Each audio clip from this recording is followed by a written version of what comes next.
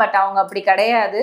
இவங்க வந்து முன்னேறணும்னு நினைக்கிற டைப்பு. எந்த ஒரு விஷயம் எடுத்தாலும் அதில் நம்ம ஃபர்ஸ்ட்டாக இருக்கணும். இப்போ ஸ்கூல் படிக்கும்போது கூட பார்த்தீங்கன்னா கடகராசிக்காரர்கள் நான் ஃபர்ஸ்ட் ரேங்க் தான் எடுப்பேன், செகண்ட் ரேங்கே எடுக்க மாட்டேன் அப்படின்னு சொல்லக்கூடியவங்களும் பார்த்தீங்கன்னா கடகராசிக்காரர்களாக தான் இருப்பாங்க. அந்த ஒரு ஃபர்ஸ்ட்ன்ற ஒரு விஷயத்துக்கு அவ்வளோ இம்பார்ட்டன்ட் கொடுப்பாங்க கடகராசிக்காரர்கள். அதே மாதிரி ரொம்ப வந்து ஒரு எப்போ எடுத்தாலும் பார்த்தீங்கன்னா இந்த மைண்டு வந்து குழப்பம்னு சொல்லுவாங்க பாருங்க, அதுவும் பார்த்தீங்கன்னா இந்த குழப்பவாதியும் வந்து கடகராசிக்காரர்கள் தான்.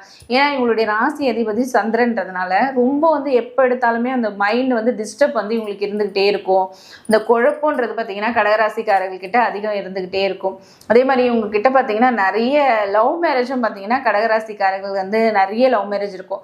ஏன்னா இவங்களுடைய 4ஆம் வீட்டு அதிபதி பார்த்தீங்கன்னா சுக்கிர பகவான். ஸோ அதனால கம்பல்சரி வந்து வீடு மனை யோகமும் பார்த்தீங்கன்னா கடகராசிக்காரர்கள் சின்ன வயசுலேருந்தே அனுபவிப்பாங்க. சொந்த வீடு அதிகம் இருக்கக்கூடியவங்க கடகராசிக்காரர்கள் தான் இருப்பாங்க. சில பேர் சொல்கிறேன் ஏன் நானும் கடகராசி தாங்க வாடகை வீட்டில் இருக்கேன்னு சொல்லிட்டு. பட் ஆனால் உங்கள் முன்னோர்கள்